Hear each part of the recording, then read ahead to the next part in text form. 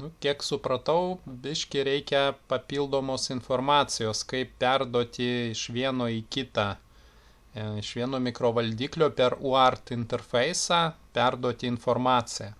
Tai vat sumečiau tokią jum pavyzdinę sistemą papildomą pasižiūrėti. Čia tokia abstrakti, tai pats principas, kad paaiškinti patį principą.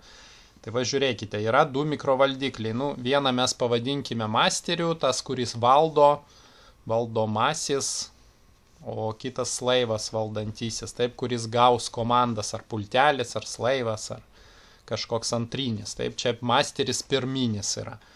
Tai va žiūrėkit, kas yra prie masterio. Prie masterio yra 3 mygtukai, nu tarsi pultelis, ne, vat nuo televizoriaus pultelį paimam ir 1, 2, 3, ne.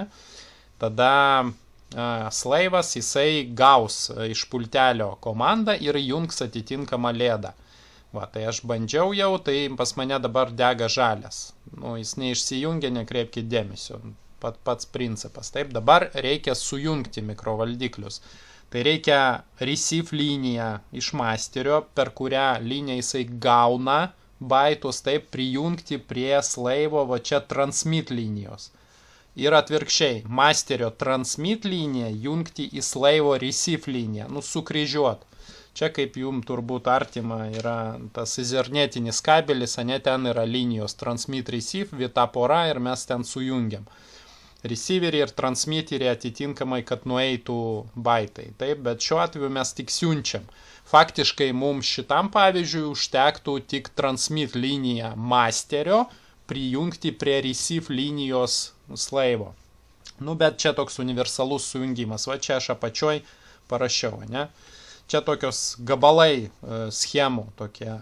Va, ir čia prijungiau, kad pasižiūrėt dar prie tos transmit linijos, kur iš masterio mes baitą vieną, ne, prijungiau terminalą. Va, virtualus terminalas. Ir jeigu jūs netyčia jį uždarysit, primenu, jisai yra debug, va čia va reikia jį įjungti. Debug meniu, jums nesimato, bet debug ir paskutinis punktas čia bus virtual terminal, rasite, jeigu netyčia uždarysite. Taip.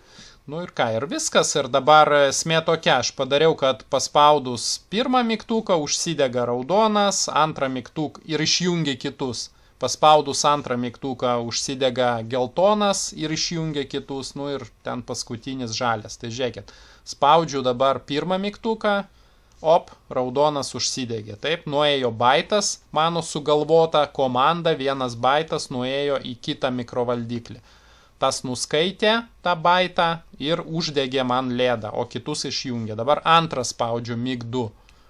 Hop, gavo, užsidegė geltonas. Nu ir trečias, hop, užsidegė žalias. Tai va, pridedu kodą, taip, pridedu šitą Proteus projektą. Tai pasižiūrėkite, reiškia, kaip ten kas yra. Ir, manau, susigaudysit, nes kodas, nu jau antiek aiškus, kad nežinau kaip kitaip paaiškinti. Bet jeigu kažkas, tai visada man galite parašyti.